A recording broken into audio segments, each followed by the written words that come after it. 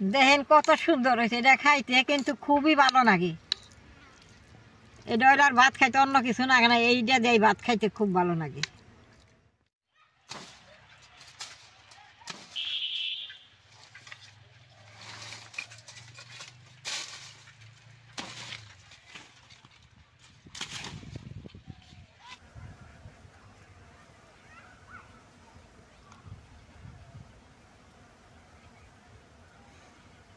দাদা ভাই, দিদি ভাই, নমস্কার।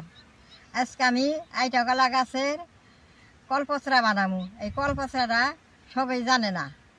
এই কলপচড়া খাইলে বহুত উপকার আছে।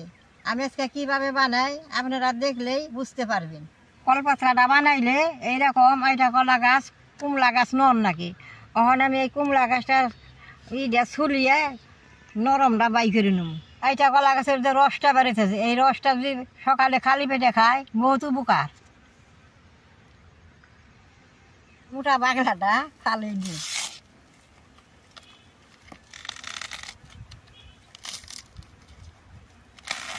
এইটা কিন্তু আসামের মানুষে অনেক খায়, অনেকে আবার খাইতে জানেও না।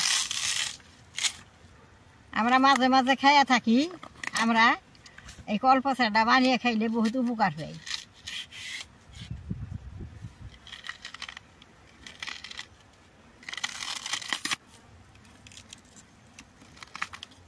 দেখেন কিরকম কুমড়া, একটু এইখানি জায়গায় নুমু। দাদা ভাই, দিদি ভাই, দেখেন কিরকম কুমড়া। এই না আমাকে ওই মাছ বাজারে 1 খণ্ড 20 টাকা করে বেচা কিনি হয়।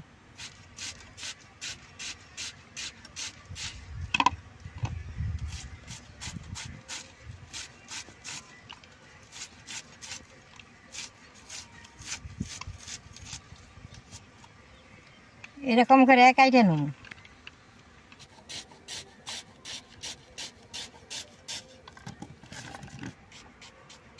তো সুন্দর নরম, দেখেন কি সুন্দর গুজ গুজিয়ে কাটতেছে।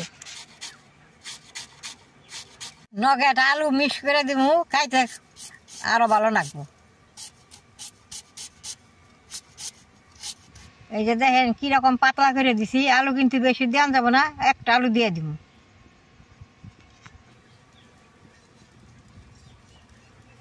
এটা গরম হয়েছে, তেলটা দিয়ে দিব।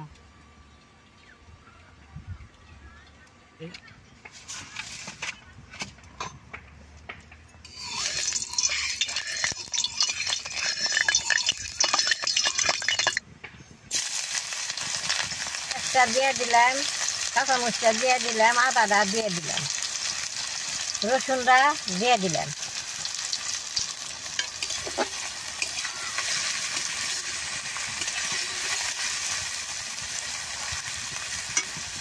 পেঁয়াজ, রসুন, কাঁচামরিচ, আদা বেশ সুন্দর করে ভাজা নেব।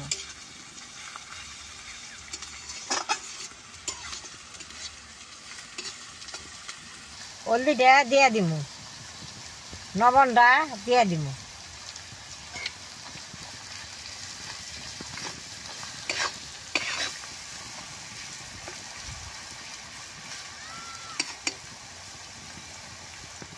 আদা পেঁয়াজটা দেখেন ভাজা হয়ে গেছে, কলপচড়াটা দিয়ে দিব।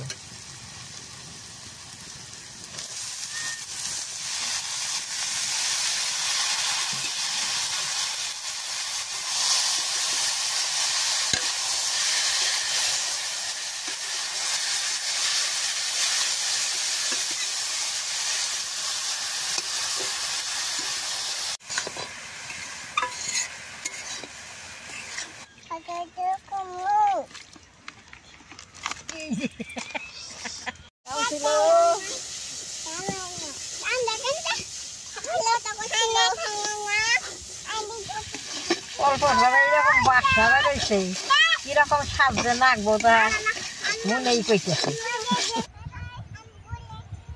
দাদা ভাই, দিদি ভাই, এটা বাঁচতে বেশি সময় লাগে না, দিয়ে 5 মিনিট সময় নাড়াচাড়া করলে ভাজাটা হয়ে যায়। এই যে আমার কলপচড়াটা ভাজা হয়ে গেছে। কলপচড়ার মধ্যে দইনা পাতা দিয়ে নামাই নিব।